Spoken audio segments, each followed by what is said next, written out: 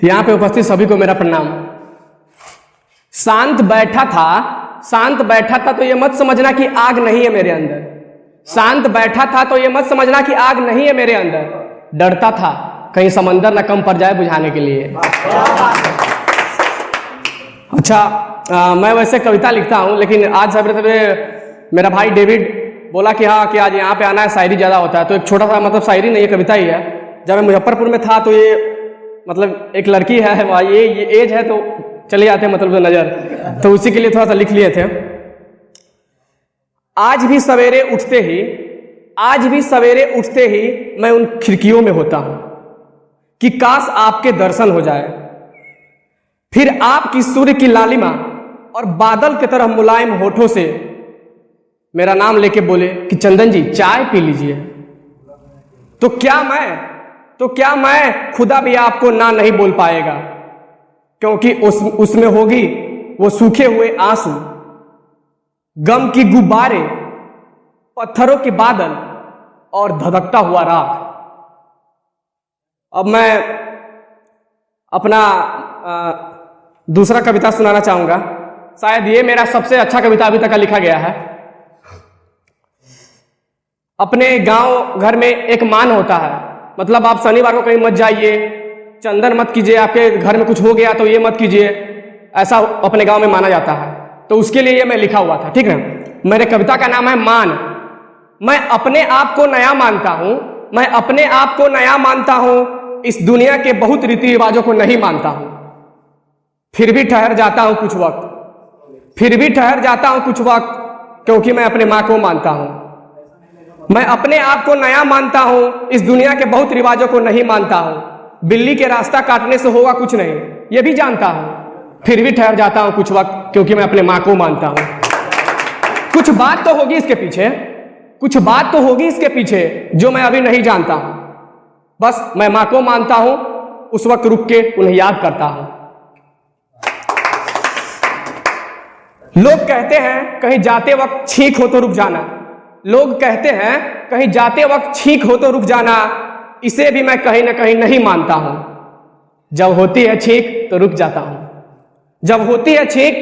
तब रुक जाता हूं, क्योंकि मैं अपने माँ को मानता हूं।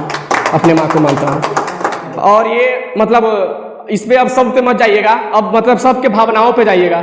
मेरे जो पिताजी थे उनका देहांत हो चुका है। मेरे मतलब फिर चाचा थे, वो मेरी मम्मी ने शादी की थी। उसके बाद अभी भी मेरी मम्मी जो है वो बोलती है कि तुम चंदन कहीं नहीं लगाना, कहीं जाते वक्त चंदन नहीं लगाना, और शनिवार को तुम कहीं नहीं जाना। तो उस पे ये लाइन था कंक्लूडिंग लाइन है इस कविता का। शनिवार को तुम यात्रा न करना, माथे पर तिलक लगाने से डरना। अब जाके कुछ समझ आया है मुझको, क्यों डरती है माँ ऐसी हरकत करने को। इसी दिन हुई है उनके साथ एक बड़ी घटना, लगाते थे जो माथे पे तिलक अपना, वो शिखर से शून्य हो गए इसी दिन, जिसे माँ समझती थी अपनी नई दुनिया। और ये मेरा लास्ट कंक्लूडिंग है इस कविता का। मैं अपने आप को मस्त मौला मानता हूं, फिर भी इन रिवाजों के आगे नतमस्तक मानता हूं। मैं नहीं मानता हूं, फिर भी मानता हूं, क्योंकि मैं अपनों को मानता हूं। अच्छा, अब भाई ये एज है तो ज़्यादातर हम लोग का जाता है प्यार वाली मतलब फीलिंग पे, उधर जाता है। तो ये अपने एक क्लास का जो मतलब अभी पढ़ रहे होंगे 12th में 10th में जो होंगे, उसको ये शायद समझ में आएगा फीलिंग, मतलब भावना पे जाइएगा, साउथ पे नहीं जाइएगा, ठीक। हाँ, भावना पे जाइएगा, ठीक ना। कविता का नाम है मेरे प्यार। क्लास में क्या होता है कि जब भी लड़की सामने बैठती रहती है तो वो उसका दोस्त लोग कहती है देखो देखो उधर, फिर आप उधर देख लीजिएगा, मुस्कुरा देती है, ये सब होता है ना, उसी पर लिखे हैं। मेरे कविता का नाम है प्यार। मेरे देखने पर उनका भी देखना, पर कुछ न करना, बस यूं ही मुस्कुराना। मेरे कुछ गलत करने पर अंदर से गुस्सा होना, पर ऊपर से कुछ ना दिखाना, क्या यही है प्यार। आगे, मेरे रहने पर कुछ ना करना। जब क्लास में आप रहिएगा ना तो कुछ नहीं करेगी, मतलब वो कुछ नहीं करेगी, लेकिन जैसे आप बाहर जाइएगा तो उसकी दोस्त जो होगी, लड़की की दोस्त, वो चिढ़ाएगी, आपका नाम लेकर उसको चिढ़ाएगी। तो वही है, मेरे रहने पर कुछ ना करना, पर जाते ही कुछ खेलना। दोस्त तो दोस्त होते हैं, उनके चिढ़ाने पर मारना, क्या यही है प्यार।